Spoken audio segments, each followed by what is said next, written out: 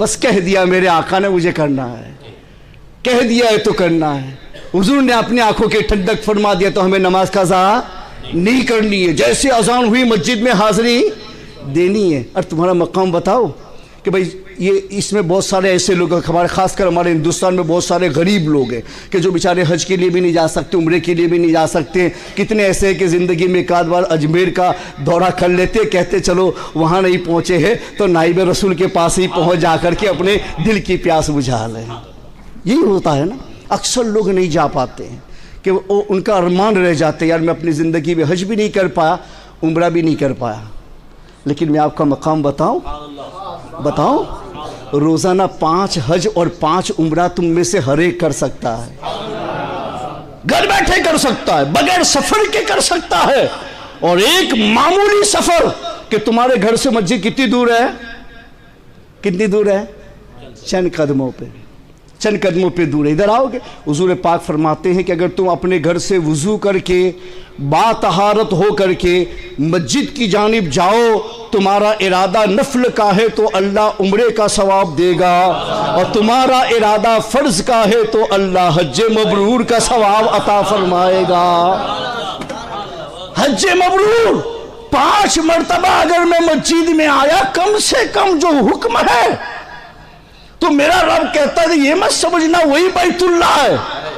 ارے مسجد جہاں بھی بنی بیت اللہ ہے، مسجد جہاں بنی بیت اللہ ہے، فضیلت میں وہ زیادہ ہے، لیکن مسجدیت میں ہر مسجد برابر ہے، احترام میں ہر مسجد برابر ہے۔ تو فرما اللہ نے کہ وہاں نہیں جا سکتا ہے، کوئی بات نہیں، تیرے گھر کے پاس میں مسجد ہے نا اہل سنت کی؟ کہاں ہے؟ تو کہا چلے جانا نا وضو کر کے، تو فرض کے لیے آیا تو حج، اور نفل کے لیے آیا تو، اور ہم تو فرض اور نفل دونوں کے لیے آتے ہیں، یہاں سنتیں بھی پڑھتے، یہاں فرض بھی پڑھتے۔ الحمدللہ کسی غریب کو افسوس نہیں کرنا چاہیے کہ مجھے حج و عمرہ میسر نہیں آتا۔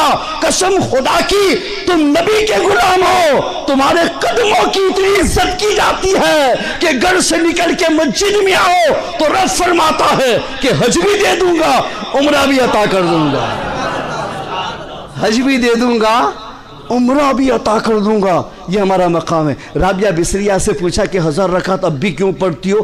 کہا اس لیے نہیں کہ اس سے ہی نجات ہوگی، نجات تو میرے نبی کا، نجات کا بھروسہ تو رب کی رحمت پر ہے، اور رب کی رحمت کی عطا رسول کی شفاعت سے ملنے والی ہے، رب کی رحمت رسول کی شفاعت سے ملنے والی ہے۔ مگر میں اتنی نمازیں اس لیے پڑھتی ہوں کہ کل بروز قیامت ہر نبی کی امت اپنے نبی کے سامنے حاضر ہوگی، ان میں بڑے بڑے عبادت کرنے والے ہوں گے، بڑے بڑے متقی پرہیزگار ہوں گے۔ وہ انبیاء اپنی امتوں کے عمل کو دیکھ کر کے خوش ہو جائیں گے۔ کہیں ایسا نہ ہو کہ میرے نبی کی امت میں جاؤں، میرے پاس عمل کم ہو اور میرے نبی مجھے دیکھ کر کے شرما جائے کہ ایک رابعہ اپنے عمل کی قلت لے کر کے آئی ہے، جبکہ اس کی بنسبت دوسرے انبیاء کے جو ماننے والے ہیں بڑے عمل کو لے کر کے آئے۔ میں عمل اس لیے زیادہ کر رہی ہوں کہ کل بروز قیامت میرا نبی میرا عمل دیکھ کر خوش ہو جائے